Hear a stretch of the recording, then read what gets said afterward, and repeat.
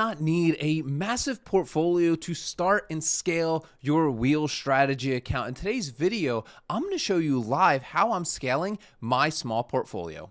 Yo, what is going on, Premium Chasers? I hope you're having a God blessed day today. Every single person that comments down below is going to get a very special ebook called the Options Sellers Small Account Starter Kit. Perfect if you clicked this video, if you ask me. So if you want that full guide, drop a comment down below on today's video. I'll personally send that over to you. And while you're down there, hit the like button, hit the subscribe button. It helps us reach more people with this amazing message of selling options. I don't know about you, but this is one of my biggest regrets is not someone coming into my YouTube feed when I was like 18 years old telling me about how to sell options and building a good foundation. So I hope I can be that starting point for you. So guys, today we're talking about scaling small accounts with the wheel strategy. Simple question, got asked recently about it, and I want to talk about it because I think a lot of people make a big mistake when they're trying to scale their wheel strategy account. So here in our public portfolio, you can see here, we started this account just at the end of June, I believe, and we have now generated over $400 in premium, $407 of premium on a $5,000 account. Now, if you ask me, if you go look at the ROI on collateral, that is absolutely fantastic in a 2-month, maybe 3-month period. Okay, not financial advice. Results vary 100%. Listen, I have no idea what I'm talking about, but this is just the numbers that have worked for me here. Okay. Now, with that said, I want to let's get the biggest misconception because I'm going to give you guys a bunch of my favorite cheap wheel strategy stocks here also towards the end. But guys, I got to get this out of the way. The reason most people fail at scaling their wheel strategy stocks, let's hear it, is because they stop running the wheel strategy. What they do is they get sidetracked, right? I was just talking to a friend actually this weekend on the golf course, and he's like, Pete, I did the wheel strategy for a little bit. Then I started getting into some buying options. Somebody hit me up, told me to do some spreads. You're toast. You're going to lose all your gains. Listen, the wheel strategy works because the compounding nature of it, okay? That's why it works so well. So once you stop doing the wheel strategy, once you start going exploring buying options, or you go exploring doing, debit credit spreads or swing trading or scalping, whatever you're doing, you are now disrupting that compounding process. And the reason for that, it's not your fault. Listen, this happened to me many times. It's human nature. We get bored, right? The wheel strategy, guys, drop an amen in the comments. It is boring. It is a boring strategy, but guess what? Boring scales, boring works. I treat this like I treat my businesses. It is boring. If it's boring, do the boring work. The boring stuff is the direction that you usually need to be going in. I am not over trading. I'm not a day trader. I'm not a full-time trader, nor do I want to be. But I am in my opinion, a smarter short-term kind of investor that likes to collect premiums from the market. So that's the first thing. Do not interrupt the wheel strategy compounding. Okay, at least that's what I'm doing. Because once you do, you can wipe out all your portfolio. And I see this all the time. People they get into the wheel strategy, they're getting returns, they get too much confidence, right? And they get into some more advanced strategies that, that can wipe you out real quick. Okay. So I gotta add that as the first thing. Okay. Second thing, guys, you need to be logging. I don't care if you're starting with $1,000, guys. Listen, now if you're starting with $1,000, I'll give you some stocks here at the end that you can at least start. I do believe, listen, this is the second point, foundation is key. Absolutely, foundation is key. Now, you're not building a good foundation if you are not logging and tracking literally every single nitty-gritty thing that you do. You just ain't. You got to be tracking from the moment you start. I don't care if you're starting with a $1,000 starting account or $100 million account, okay? Tracking is so important right from the start. Now, here is my premium tracker spreadsheet. I intentionally keep this simple. Why do I keep it simple? Because simple scales. Boring works, right? Like I need simple. I need simplified, okay? If you want this full tracker, click the first link in the description of today's video. You're also going to learn about the Ark Options Strategy, which plugs the holes of the leaky wheel strategy bucket, combining 5 sources of income into the wheel strategy. Plus, if you just take a little bit of time to learn about our mastermind and mentorship group, which if you click this video and you like my teaching style and you've been with me here for like 4 minutes, we kind of resonate with one another. So I'd love to get you to know you a little bit more. If you're not toxic, you're financially stable, click the first link. And then just for giving me a little bit of time to teach you about Ark Options and OSS, you're going to get this completely free tracker, and it's updated live, baby, just for you to use, okay? Whether or not you join us, I don't care, right? So with that said, you got to be tracking right out of the gate. Guys, dude, I have talked to so many of you. When I first started this channel, actually, I was doing like calls with everybody because I was just learning. I'm learning from you. Believe it or not, guys, I'm learning way more from you guys. My game as an option seller has exponentially increased in the last few months of starting this YouTube channel. Listen, go talk to people about it. It makes you better. Like, go in our Facebook group, go in other Facebook groups. I literally don't care what you do. Go join another group, whatever. Immerse yourself with people doing this. Dude, your game, like, we're all winning. Like, we can all win together. This isn't one of those things where it's like, oh, Pete is winning and then you're lose. Like, no, it's not one of those, but go network with people doing this, because if you see what their trades are, what they're doing, what their mistakes are, how they're managing their positions, oh my God, it's incredible. Join our free Facebook group. These calculators are in there as well. Some of them, the cash secured put and the covered call calculator are in the Facebook group. The link will be in the description. But with that said, you got to be building a foundation. Listen, get your trade. I don't care if you have one trade that you're logging here every single month that keeps you accountable. Listen, the North Star for me, it might not be for you, is ROI on collateral. What is my ROI on collateral goal? For me personally, not financial advice, results guy. For me, I want to hit 2% a month or per trade. That's my goal. That's what I personally want to do, right, with my account here. Okay, that's what I'm aiming for. So you can see I have my average returns here on some of these trades, right? Now my average return is a 2.48. right here. Okay, so that's above. I'm already above my target. Does that mean I'm being a little aggressive? Maybe I need to tone it back a little bit. Maybe I need to go into some safer plays, right? You see, I'm able to think about it. Now, if I'm at 1.86, right? Maybe I need to be a little bit more aggressive. Maybe I need to be playing a little bit closer to the money, right? Listen, again, when I started the channel, I was talking to a lot of you guys on the phone. I was like, oh, so how are you guys? How are you tracking? Like, what are you doing? Like, what's been your ROI and collateral for the last 6 months? Right? Like, no one knows. It's wild. What do you do? Listen, what's the point if you're not tracking? If you don't know what results you're getting, what are you doing? Right? And the thing is, don't rely on your brokerage.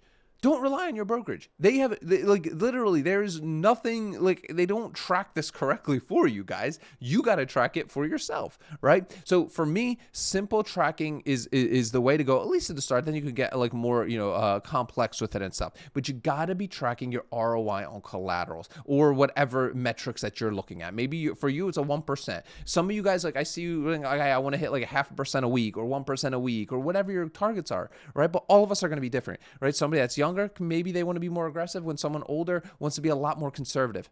Again, you got to figure that out for yourself, but you're not going to be able to figure it out for yourself if you're not logging or trading and holding yourself accountable to that, okay? Can't stress enough. Again, if you want this full trade log, and it'll be updated, first link in the description of today's video, okay? Next one, okay? Number 3, try to be diversified. I know.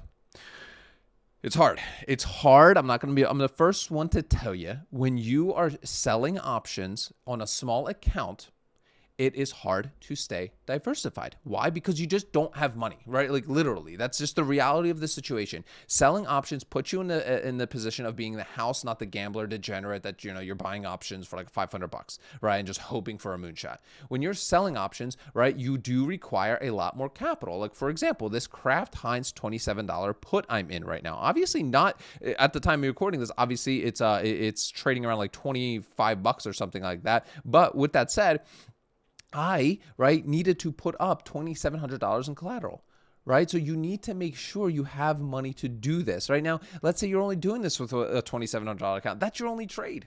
You're just locked in, right? And that's going to happen, but do your best to be diversified in other ways. So for me, right, obviously Snapchat is not very well diversified, but it's just a $700 put. It's a $7 put, $700 in collateral. So I didn't mind that. Plus it bumped my average returns, right? So with that said,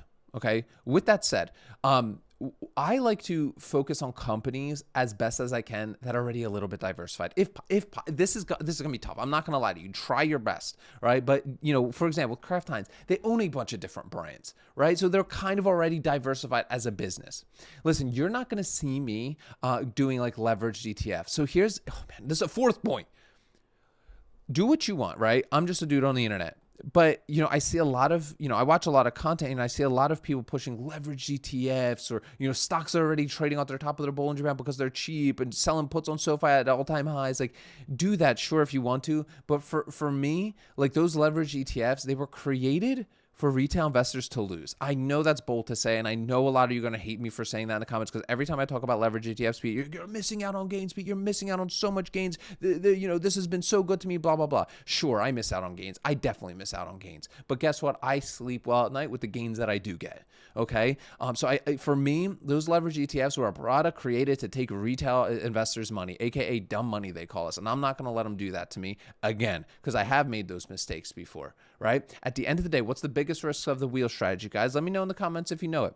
What's the biggest risk? Is you holding a stock. You getting stuck holding a leveraged ETF, you are toast. You are toast. You don't have an asset. You don't have a real asset. Guess what? Even if I get assigned Kraft Heinz at 27 and it's trading at like 25, 26, I have an asset. I have a real company that I believe in long term that will hit all-time highs again, and I can do my covered calls and collect some more premium. Maybe it doesn't hit me my target goals, but I still believe in it that one day I will hit all-time highs again, and that's when I can get out, right? So, but if you are, if you're doing leverage ETFs, right, and you're on a big downturn, you may never even get to the point that you get to do covered calls, and you are simply toast and you're a sitting duck, right?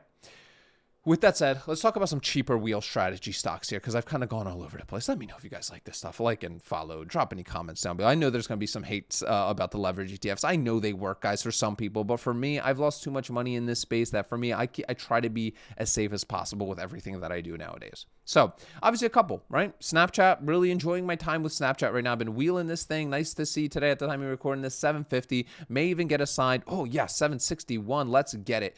You guys can see on my, whoops, I closed that out. No, I didn't. That was just my Robinhood. I have my $8 calls expire on October 3rd. So let's go. Might be able to actually sell those shares, which would be fantastic. Love it. And I have my $7 puts here.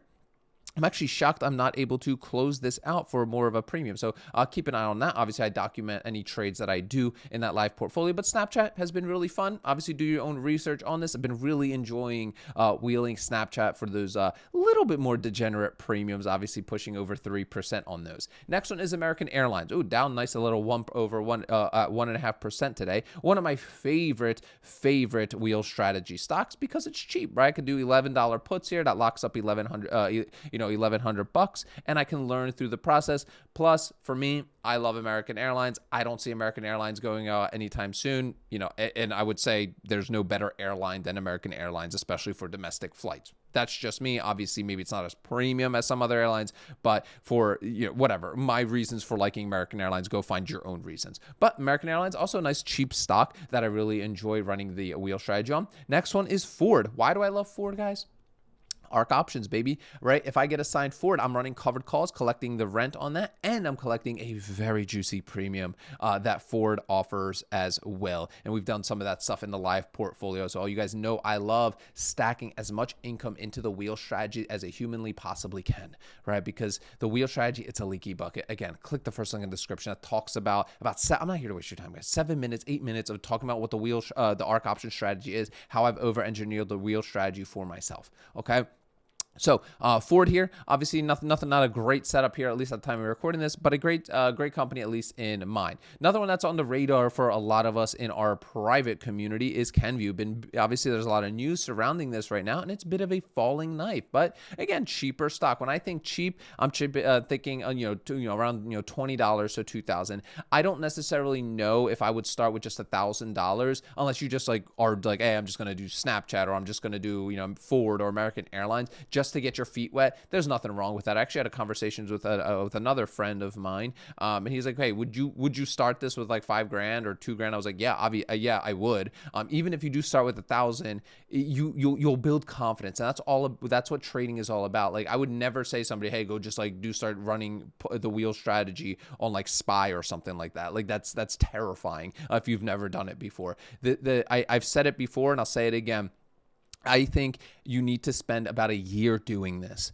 Once you get about a year doing this, then you can start automating a lot of things because you've been put in a lot of situations. We do not trade a lot, right? We sell our put, we wait 30 days, maybe we place a good till canceled limit order to close out at 80 to 90% premium. Maybe we check our portfolio every single day for 5 minutes. But I really, for me, maybe I take it a little bit more serious. And of course, like anything in life, the more serious you take it, the better off you're going to be. But we have a lot of people that just let everything go to expiration. Nothing wrong with that. Is it ideal? No, you miss out on a little bit, but you still hit your ROI and collateral goals that you set for yourself. That's for sure. But with that said, you don't need to micromanage this kind of stuff. And then obviously Kraft Heinz, a little bit more on the expensive side here. Let's take a look at what Kraft Heinz is doing here today. So around $25.68. So those are just a couple ones to at least give you guys some ideas that maybe you can go check out and explore.